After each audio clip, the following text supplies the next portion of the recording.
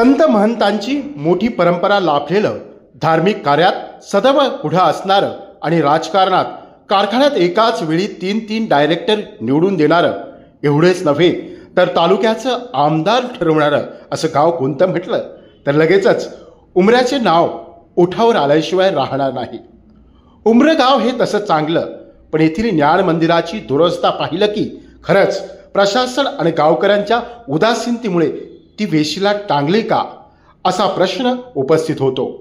आदर्श विद्यालयाची भागशाळा असलेल्या उमरे शाळेत आज 5वी ते 10वीचे 600 विद्यार्थी धडे घेत आहेत. गुणवत्तेच्या बाबतीत 10वीचा 93% निकाल लागलाय.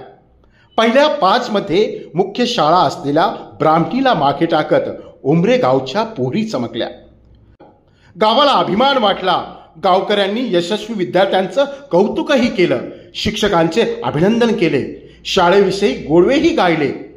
मग शाळेच्या दुरुस्तीविषयी मात्र ही उदासीनता का असा प्रश्न पुन्हा भेडसावतोय.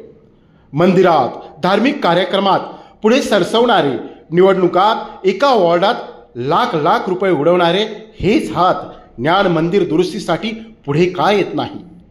आज विद्यालयाच्या इमारतीची मोठी दुरवस्था झाली आहे. स्लॅबला अक्षरशः भेगा पडल्या आहेत. वर्ग खोलेही गळतायत. खिडक्यांनाही तडे गेलेत. पोर्च तर कधी निरापराध विद्यार्थ्यांचा बळी घेईल याचा नेम राहिला नाही. अशा परिस्थितीत जीव मुठीत धरून विद्यार्थी आणि शिक्षक वर्ग खोलीत बसतायत, तर पालक असलेले गावकरी दुर्दैवाने गावकी आणि भावकीच्या स्टँडवर बसून गप्पा झोडताना दिसत आहेत. त्यांना आपल्या मुलांचं काही घेणं देणं नाही. शाळेसाठी आपलं योगदान देण्याची त्यांच्यात धाडच दिसत नाही. शिक्षण प्रसारक मंडळ पूर्वीपासून धृतराष्ट्र बनलं आहे. त्यामुळे आता गावातील राजकीय पुढारी, युवक वर्ग, पालक व गावकऱ्यांच्या लोकवर्गणीतूनच ज्ञान मंदिराला गेलेले हे उदासीनतेचे तळे बुजवण्याचे काम होईल का? आम्हाला सुरक्षित शिक्षण देण्यासाठी या आदर्श गावातील आदर्श पुढारी, आदर्श नागरिक खरोखर पुढाकार घेतील का? जत्रा, यात्रा आणि सप्ताह वर्गणीप्रमाणे शाळेसाठी लोकवर्गणी गोळा करण्यासाठी कुणीतरी पुढाकार घेईल का?